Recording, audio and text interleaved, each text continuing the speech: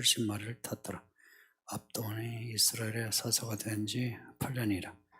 베로돈 사나헬의 아들 압돈의 죽음에 에브라임 땅 아몰렉의 사람의 선지 베로돈에 정사되었더라. 아멘. 오늘 본문은 사사 3명의 사사들의 내용입니다. 다 합쳐도 기도의 그 기록에 비하면 아주 간단합니다. 앞에 기도, 입다는 내용이 길죠. 뒤에 삼손도 내용이 길어요. 상대적으로 본문의 입산, 엘론, 압돈 이 세 사사의 내용은 되게 짧습니다. 이렇게 간단한 본문일수록 본문의 행간의 의미를 찾아야 돼요. 본문 안에 있는 행간의 의미, 또 본문 전후로 있는 그 숨겨진 의미를 찾아야 합니다. 먼저 입사를 보면, 입사는 8절에서 10절인데요. 입사는 입다 뒤에 사사가 된 사람이에요. 출시를 보시죠. 출시, 베들레헴입니다. 그 이름이 익숙하죠. 베들레헴은 성경에 의미 있는 도시입니다. 원래 이름은 에브라시인데 베들레헴 이름으로 바뀐 것 같고요. 때로는 베들레헴, 에브랏 두 이름을 같이 써요. 라헬이 죽어서 유명한 곳이 된 겁니다. 라헬이 죽어 라헬이 해 낳다가 죽죠. 그리고 그곳에 묻었는데 베들레헴입니다. 에브랏. 베들에서 에브랏으로 베들레헴으로 가는 길에 죽었어요. 베냐민 왔다가. 그리고 선지서 미가서에 보면은 베들레헴에서 메시아가 나온다고 예언하고 있습니다. 그러니까 진짜로 예수님이 베들레헴 말구유에서 태어나셨어요. 나사렛에서 그 요셉과 마리아가 살다가 절기가 되어서 그 고향 땅 베들레헴으로 갔는데 거기서 예수님이 이제 태어나신 겁니다. 그러니까 하나님이 그렇게 타이밍을 맞추신 거예요. 그 입산이라 이름은 뜻이 희끗이 크다다 아니면 반짝반짝하다. 그래서 찬란하다. 그들의 찬란함, 그들의 희끗희끗함 이런 뜻인데 좋은 뜻입니다. 사람이 빛난다는 건데.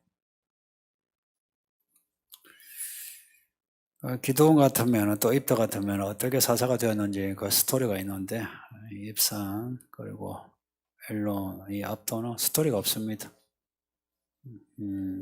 바로 그냥 사사가 되었다 하는 정도입니다. 이런 경우 억척을 해서 이름을 특별히 해석할 거 없고요. 모르는 거는 모르는 걸로 덮어두고요. 또 어느 이방인을 또 찾는지 그것도 안 나와요. 이것도 이제 추측을 해서 이점이면 어디 이방인이다 하고 이제 추측하는 학문도 있는데 그렇게 할 필요 없고요. 어느 이방인에게서 고난 사사였다. 이것도 그냥 덮어두고 입산과 압도의 경우는 이제 엘론은 빼고요. 입산과 압도의 경우는 가족상이 나옵니다. 가족을 보면 9절을 보면 9절에 그가 아들 30명과 딸 30명을 두었다. 어때요? 대단하죠. 어떻게 아들, 딸 딱 맞춰가지고 30명일까? 그죠? 이게 진짜 딱 30명인지 아니면 일부러 30명을 맞춘 건지.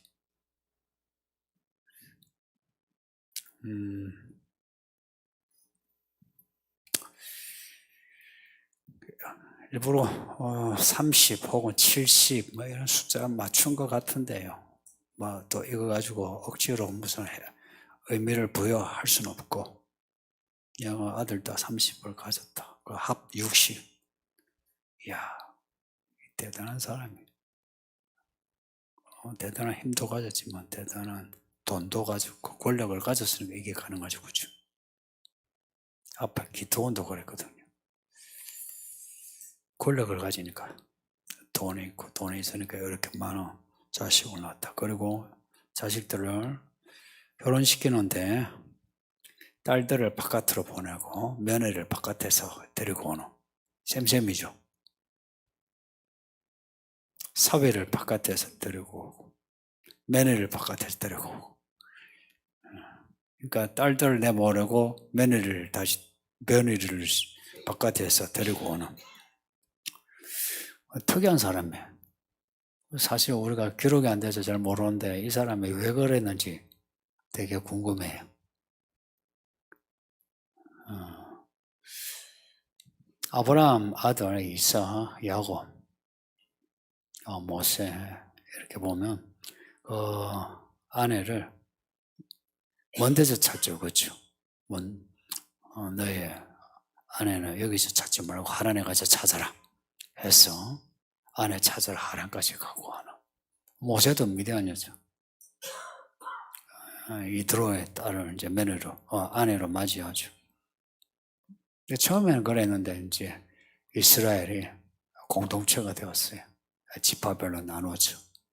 그래서 이스라엘 지파들 안에서 결혼이 이제 이루어지고 또 지파들이 많아지면서 지파 안에 결혼이 이루어지고 또 지파가 이제 많아지면서 도시가 이제 많아지면 도시 안에서 이루어졌는데 입산의 경우는 딸들을 그 도시 혹은 집안, 정확하게 말하면 자기 집안 밖에 다른 도시에 사람들에게 제 딸들을 보냈고 다른 도시에 여자를 며느리로 받아들였다. 이렇게 기록한 거는 그 당시에 이게 흔하지가 않다 하는 겁니다. 흔하지 않으니까 이렇게 기록을 한 것으로 볼 수 있는데 왜 그렇게 했을까 할 때 쉽게 추측할 수 있는 게 그 당시에 사사의 힘이 크지가 않습니다. 앞에 입다 이야기라든지 기도원 이야기 보면은 사사로 세워졌지만 공을 세워도 여기저기서 시비를 걸고 공격을 해와요. 그러니 입산이 이런 이제 전례들을 보면서 딸들을 보내고 며느리를 불러들이면 이게 결혼 정책이죠, 그죠? 그렇게 하지 않았나? 그리고 아들, 딸 이렇게 30명, 60명을 가진 만한 이런 야망 있는 사람, 욕심 있는 사람. 그러니 바깥에서 데리고 오고 바깥으로 내보내. 그렇게 해서 그 아들, 딸들 통해서 지파들 간의 연합을 추구하고 또 힘을 또 가져올 수 있고. 10장에 보면은 사사 야일이 아들이 30명입니다. 그러니까 이것도 30명. 이렇게 딱 30명 맞추기가 쉽지 않은데, 그죠? 이를 맞춘 거는 성경에서 뭔가 맞춘 거예요. 사실 이제 이런 부분을 설교나 혹은 강의를 하면 좋은데 그러면 이제 복잡해져요. 이게 이제 히브리어 알파벳 문제라. 사사 야일이 30명의 아들. 이제 그보다는 훨씬 많죠, 그죠? 딸 30명 있으니까. 근데 이제 기도원의 아들 70명에 비하면 또 작죠, 그죠? 기도원은 대단한 사람이라. 실제 사사 중에 가장 큰 그 권력을 누린 사람이 기도원이라 할 수 있습니다. 왕 같은 그런 권력을 누렸어요. 이때 이제 이미 사사들이 왕 같은 권력을 누렸다는 거 추측이 돼요. 이거는 큰 문제가 되죠. 그 왜냐하면 하나님이 사사로 세우신 거, 사사, 왕이 아니라. 왕은 누구신가? 하나님이시. 그러니까 사사들이 해야 할 일은 사람들을 하나님께로, 하나님을 왕으로 섬기게 하는 게 사사들의 하는 일입니다. 그 사사란 뜻이 판사입니다, 판사. 판결을 해서 너희들은 잘못한 거야, 이거 잘못한 거야, 이렇게 하는 게 옳은 거야 하고 판단해줘서 하나님을 섬기게 하는 거예요. 자, 거기에 사사가 하는 일인데 이 사사가 아들 딱 30명을 낳고 그렇게 해서 권력을 키우는, 이건 문제가 되죠. 그 13절 15절에 이제 압돈 보면, 압돈은 비라돈 사람입니다. 비라돈 위치는 정확히 알 수 없는데 15절에 보면 에브라임 땅의 산지로 나와요. 압돈은 에브라임 지파 사람이라고 이제 볼 수 있는 거예요. 근데 압돈에게는 아들이 40명이고 손자가 30명입니다. 여기서 또 30명. 딱 무슨 아구 맞추듯이 지금 맞춰요. 아들이 40명이라 합하면 70명. 예. 야곱이 애굽으로 들어갈 때 몇 명? 정확하게 70명이 아니거든요. 그런데 70명이라고 맞춰요. 그래서 성경은 이러한 숫자를 정확하게 이렇게 말씀하지 않고 어떤 의미를 두기 위해서 30명, 40명, 70명 이렇게 기록하고 있습니다. 압돈에게는 아들이 40명, 손자가 30명인데 모두에게 나귀를 줘서 태웠다. 나귀, 어린 나귀를. 이렇게 어린 나귀를 태웠다는 게 뭘 의미하겠습니까?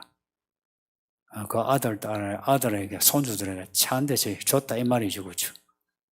그 미니 쿠퍼 이런 걸 줬다. 어린 나귀니까 미니 쿠퍼 줬다. 그래 볼 수 있습니다. 이런 거 적용은 아주 현실적인 적용이에요. 그 당시에 이제 나귀를 타는 경우는 거의 없습니다. 발람이 이제 당나귀 타고 가지고 이런 그 사회의 어른, 집안의 어른이 나귀를 타고 다닌 거예요. 그런데 손주가 나귀를 타고 다닌다. 생각해 보세요. 얼마나 떵떵거리고 살았으면 아들들이 나귀를 타고 손주들이 나귀를 탄다. 그랬다는 겁니다. 정말 압돈의 권력이 압도적인 거예요. 그 입산이 그 아들, 딸을 바깥으로, 며느리를 바깥에서 할 때는 그런가 싶은데, 여기에 압돈은 나귀를 그 70명의 아들, 그리고 손자들에게 줬다. 스토리는 나오진 않지만, 이런 압돈, 입산, 엘론, 이런 사사들의 이야기도 만만치 않다 이야기입니다. 그러니까 기록이 안 돼 있다 해서 이 사람이 뭐 별거 없다 이런 거 아니에요. 성경의 기록은 하나님의 경륜에 따라서 하나님이 강약을 조절하신 거예요. 그래서 실제 그 당시에 예를 들어서 입산이 가장 강력한 사사였음에도 이렇게 간단하게 기록할 수 있다 이야기입니다. 실제로는. 근데 이제 스토리가 이렇게 약간 이제 어떤 사사 이야기나 길게, 그리고 강약이 많고, 어떤 사사는 뭐 강약을 알 수 없는 그냥 뭐 평이한 내용, 하나님의 편집입니다. 이 편집에서 이제 몇 가지 이제 내용에서 이제 추측을 하는 거예요. 이 세 사사 중에 이제 가장 평이하게 뭐 별 내용이 없는 게 엘론입니다. 11, 12절에 엘론이 나오는데 스불론 사람이라. 스불론은 갈릴리 서쪽 지역입니다. 스불론 지파, 이사갈 지파 이렇게 붙어 있어요. 갈릴리 아시죠? 나사렛 그 동네 북쪽 그쪽이. 에브라임은 북쪽과 남쪽에 걸쳐있는 중간지대. 그래서 가장 강력한 힘을 가진 그 앞에서 에브라임 지파가 여러 가지 문제를 일으켰죠. 이제 이들이 세 사사들을 이제 보면서 뭔가 발견했을 건데, 뭘 발견하셨나요? 입산, 베들렘의 입산, 그리고 엘론 하면 스불론 사람 엘론, 그리고 비라돈 사람 압돈 에브라임이라 했어요. 에브라임 그리고 베들레헴, 유다, 스불론 위치를 생각해 보세요.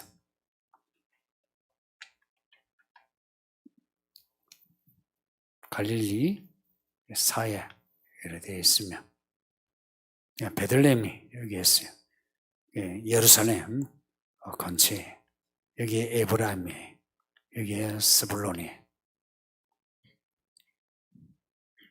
그러니까 이스라엘 사사들이 어느 한 특정 지파에서만 사사가 나오지 않았다는 거예요. 우리 생각에는 유다 지파에서 가장 많이 나올 것 같죠, 그죠? 그렇지는 않다 이야기입니다. 지파들마다 이렇게 마치 돌면서. 그리고 앞에 입다 같으면은 암몬 사람이 치기. 암몬이 이쪽에 있잖아요. 이쪽에서 치고 들어오니까 여기에 길랏 지역에 입다가 이제 등장하는 거예요. 그러니까 이방인의 그 위치에 따라 사사들이 등장하는데, 그럼에도 사사들이 등장한 지역을 우리가 표시를 하면 오늘 본문만 해도 짧지만 이렇게 세 군데, 이 세 군데, 이 요단 동쪽 놔두고 요단 서쪽만 이제 이 세 군데 하면 뭔가 연상되는 거 없습니까? 요단 서쪽에 세 군데. 예? 예. 아이고, 만점자들이 다릅니다. 예. 도피성이 이렇게 세 군데 있는데, 정확하게 뭐 도시 이름은 몰라도 도피성이 이렇게 요단 서쪽에 이렇게 북부, 중부, 남부에 있는 이유가 뭔지 아시죠? 어디서든지 도피성에 갈 수 있도록 이쪽에 6군데를 도피처럼 만드신 거라. 오늘 이 본문의 세 사사가 요단 서쪽에서 여기서도 나오고 여기서도 나오고 마치 도피처, 그 도피성의 위치처럼 가나안 땅 전체에서 사사가 나왔다 하는 겁니다. 이렇게 해서 12지파의 힘은 균형을 이제 맞춰요. 그러니까 사실 어느 한 지파가 압도적인 힘을 가지고 있으면 이제 중앙 집권이 가능하겠죠. 근데 그렇지 않았다. 그렇게 중앙 집권이 이제 되면 그 나라가 이제 하나로 딱 연결되면서 힘이 이제 쓰여지긴 해요. 근데 뭐가 문제겠습니까? 중앙 집권하면은 여러분이 생각할 수 있는 체제가 뭐예요? 왕체제입니다. 왕정체제예요. 그럼 왕정체제가 되는 걸 하나님이 싫어해요. 이스라엘의 왕이 서는 걸 싫어해요. 왜 싫어하시겠어요? 하나님의 왕이시니까. 하나님 왕이신데 그 나라에 누군가 왕이 되면은 그런 사람들이 그 사람을 섬기지 하나님을 섬기지 않는 거예요. 그 사울과 다윗 차이가 뭔지 아시죠? 사울은 자기가 왕 노릇하려 했어요. 다윗 또한 왕이지만 다윗은 하나님이 왕이었어요. 아시죠? 그래서 그것이 극명하게 이제 나타난 게 책망받을 때, 사울은 책망을 받을 때요. 어디서 나한테 책망해 하고 이제 반감을 가진 반면에 다윗은 책망할 때 하나님이 책망하신다 이거 엎드렸던 거예요. 지금도 똑같죠, 그렇죠? 저나 여러분도 특히나 민주주의라고 하는 다 개별적으로 다 왕 같은 존재 아닙니까? 국민의 주권에서도 왕 같은 존재 아닙니까? 그죠? 이럴 때 이제 진짜 누가 왕이냐 하는 거예요. 교회 생활이란 뭔지 아세요? 예수님을 왕으로 모시는 게 교회 생활입니다. 그래서 책망을 받아도 다윗처럼 회개하면 이불을 적시만큼 회개하고 새롭게 되는 게 이제 믿음이지, 사울처럼 어디서 감히 하면서 그때부터 사무엘하고 척지고는 이제 안 보는, 그렇게 되면 곤란하죠. 이스라엘 사사들은 이제 문제가 앞에서 언급했지만 자기들이 이제 왕 노릇한 겁니다. 왕은 아닌데 왕 노릇한 겁니다. 지금의 성도들도요, 그냥 성도, 뭐 하나님의 백성, 하나님의 자녀, 이런 이름을 가졌죠. 여기 성도는 저를 비롯해서 다 포함하는 거예요. 하지만 하나님의 왕이신 거는 그렇게 인정하기 싫어하는 그런 분위기죠. 내가 왕인 거예요. 내가 믿고 싶은 대로 내가 믿어야 되는 거라. 내가 하고 싶은 말을 해야 되는 거라. 교회의 모습이 어찌해야 되냐? 내가 생각하는 모습이 거기에 맞는 거라. 성경을 그러면 아느냐? 성경을 아는 것도 없어요. 아는 것은 그냥 상식적인 성경 구절이 있죠. 그게 뭐냐? 마귀가 하는 말이 다 그런 말이에요. 코에 가면 코골이, 귀에 가면 귀걸이식으로. 그때그때에 자기 입맛에 맞게. 그게 이제 상식이요, 양심이요, 사회 정서요, 통념이요, 이런 겁니다. 성경은 사실 그런 거하고 안 맞아요. 우리 양심하고도 안 맞아요. 상식하고도 안 맞아요. 맞는 것 같은데 안 맞아요. 결정적인 순간에 안 맞아. 맞는 것 같은데 영 틀리지도 않아요. 맞는 것 같은데 그런데 결정적인 순간에는 안 맞다 이 말이에요. 그 결정적인 순간에 우리 인생을 좌우하는 겁니다. 사사가 하는 일은 판결해서 사람들로 하여금 하나님을 왕으로 섬기게 하는 건데 그렇게 하지 않았다.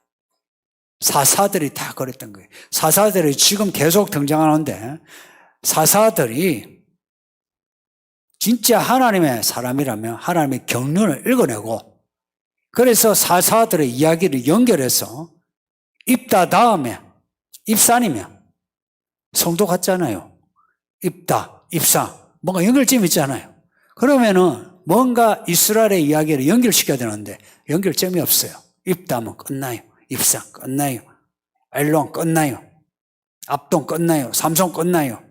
이렇게 이야기가 단편화될 때 어떤 결과가 나온지 아세요? 하나님이 은혜를 주셔서 이렇게 그때마다 은혜를 주셨는데 그 백성은 혹은 이 사사라고 하는 지도자는 단편으로 그냥 받아들일 때 어떤 결과가 나온지 아세요? 이야기가 파편화됩니다. 이야기가 연결도 안 되고 퍼즐도 안 맞춰지고 파편화되면서 사람들이 그냥 찢어져 버려요. 그래서 사사기 이 뒤로 삼손 뒤로 보면 이스라엘은 크나큰 내분에 분란에 쌓이게 됩니다. 그때 뭐 그런 게 아니고 지금도 그래. 하나님이 사람을 세우셔서 그때마다 하나님의 구원의 이야기가 있는데 그것을 사람들이 연결시켜 하나님의 경륜으로 집을 지을 것 같으면 예를 들어서 기초를 파고 또 골격을 쌓고 층을 올리고 해서 집을 만들어 가야 되는데 판 것을 또다시 파고 또다시 파고 무너지는 거예요. 사사들이 등장할수록 사람들이 방황합니다. 뒤에 삼손 이야기는 상상밖입니다. 또 삼손 이야기 뒤에는 또 상상밖이에요. 분명히 하나님이 세우신 사사 구원자가 끊임없이 나옴에도 불구하고 이 이스라엘의 이야기가 더욱 깜깜해지는 것처럼 우리도 또한 하나님께 받은 은혜가 그때마다 있는데도 불구하고 이야기가 연결되지 아니하고 믿음의 집이 건축되지 않으면 여러분의 믿음이 파편화되어서 처음보다 못하다 이 말입니다.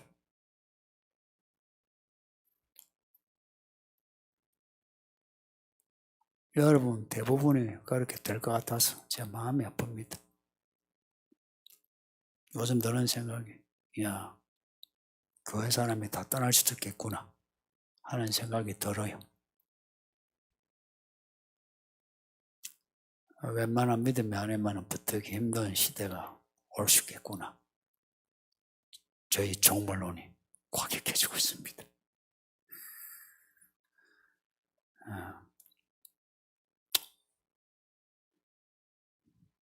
그래서 제가 강조하는 게 이야기입니다. 이야기가 연결이 안 되면 열매가 없어요. 많은 사람이 교회는 오래 다니고 나랑 그 단편 열심히 해요. 그리고 단편 열심으로 하나님 은혜를 받아요. 보세요. 다시 엎드리니까 다시 구원해요. 다시 엎드리니까 다시 구원해요. 그런데 이야기가 어떻게 진행이 되는 것 같아요? 밝아져요? 어두워져요? 어두워져. 입산. 그들의 찬란함이라는 뜻이에요. 그런데 그 이름하고 아이러니하게 이스라엘 이야기는 갈수록 깜깜해져요. 그 이유가 뭘까? 그 이유를 찾아야 돼. 아들, 딸이 30명이고, 그리고 아들과 손주에게 나귀를 태워주고, 이런 말이 우리에게 주는 메시지가 뭘까요? 이 사사들이 하나님을 경외하는데 전적으로 매달리지 않고 기도원처럼 자기 권력을 누렸다는 거예요. 그리고 사람들에게는 하나님을 왕으로 모시게 하는 게 아니라 자기가 왕처럼 왕 노릇했다 이야기입니다. 가끔 그런 말 들리죠. 교회 목사가 하나님처럼, 목사가 왕인가? 저와 같이 이렇게 교회를 개척하고 이렇게 하면은 내가 개척했는데, 내가 이 교회에 얼마나 내가 헌신했는데, 이런 말 나오죠. 그렇게 하다 보면은 목사가 왕이고, 또 여러분 중에 내가 헌금을 얼마나 했는데, 내가 예배당을 내가 지어줬는데, 아니면 이 강대생을 내가 샀는데, 아니면 내가 목사 말이야, 내가 돈을 얼마나 줬는데, 이런 식으로 해서 교회에서 큰 소리를 치는. 사실 단순화시키면 이런 내용입니다. 그러니까 우리는 어떻게 하고 있느냐 하는 거예요. 어떻게 하고 있는 것 같습니까? 앞으로 나아가려면요, 뒤로 좀 빠져야 빨리 나가요. 무슨 운동이든지 앞으로 갈 때에 딱 서서 나가면은 운동이 안 돼요. 다쳐요. 몸이 다쳐요. 축구도 그렇고요. 테니스도 그렇고. 골프도 그럴걸요. 그러니까 골프할 때 다들 보면 뒤로 돌죠, 그죠? 제가 안 해봤는데 제가 자치기를 좋아해가지고, 자치기 아시죠? 그 자치기를 좋아해서 제가 골프 볼 때마다 하고 싶어요.